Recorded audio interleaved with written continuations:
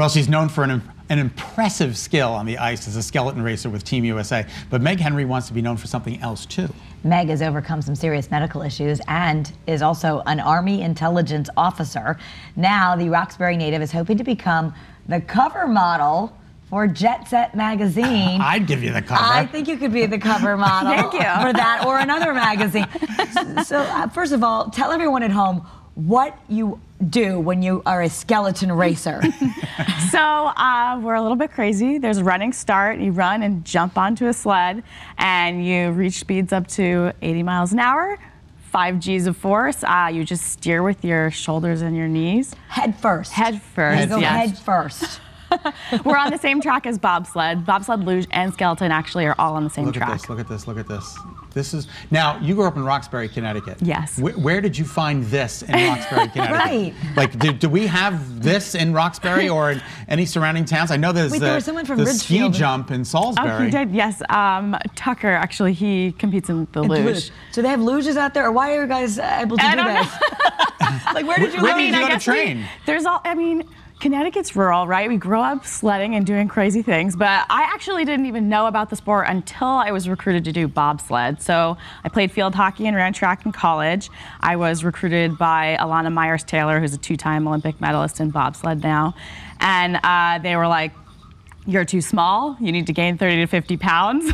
Oh my gosh. And I'm 5'2", so that probably That's a was lot of weight. pretty unrealistic. So they were like, "You can just switch over to skeleton." So that's basically what I did.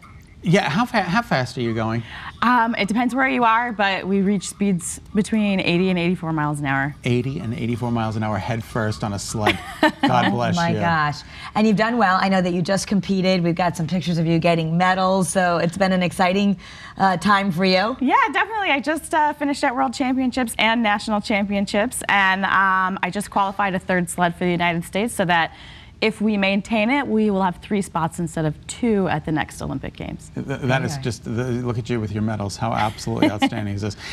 Can I ask a question? Like, I know figure skaters are coming out younger and younger. They're 15, they're 16, they're 17. Is there a certain, like, where you age out of, or is there longevity in this sport? You can do it a little bit longer? As long as you're competitive, or at least the average in terms of the running start, you can be competitive for a long time, but it's just more of, do you want to deal with it? You want to deal with it, right? No. And it's not just you get on the sled, you're working out constantly. You right, yeah, so it's a year-round commitment. Like, I just ended my season, so I had to take a couple weeks off, and then we spend 6 months training leading up to the next season. So, and then even when you're in season, you're training all the time to lead up to a race that lasts for less than 2 minutes. It's amazing. And you've overcome some health issues. Yes, I suffered from blood clots in the lungs, or pulmonary embolisms. It was caused by the birth control NuvaRing, and it sidelined me from skeleton for a whole year. Wow. That's really remarkable. But now you're thinking Jet Set. What is it? Tell us about this and this goal of yours. So I am competing to be Miss Jet Set, and which would put me on the cover of Jet Set magazine.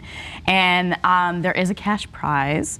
Skeleton athletes are self-funded, but because I'm a blood clot survivor, I really like to give back, and of course, to blood clot awareness. Sure. So that's kind of my goal with it, and just to kind of share my story a little bit more on a broader scale.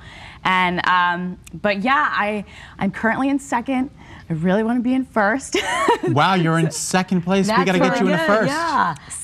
Yeah, but for the region, and people are going to be able to vote, so just hang on. We're going to tell you how everyone can go help make you become 1st. But just a little bit, you said you want to share your story so other people know. I think when you hear, oh my gosh, she got blood clots at a young age from birth control, that sounds scary. Is that something that can happen frequently to people? Yes, and I think for me, I didn't have like a blood clotting disorder or something like that, because usually when something like this happens, there's an underlying cause for it. And for me, they could, completely narrow it down. And a lot of people don't know that things like birth control, surgery, just dehydration, and traveling on long-haul flights, like, these are all risks for blood clots. But women in particular, especially if they're taking any sort of hormonal birth control, or even for pregnancy, they're at a higher risk for blood clots. So if you win, you're going to get this money. It'll help fund your skeleton career, yes, and also give back to this whole issue, which is just fantastic.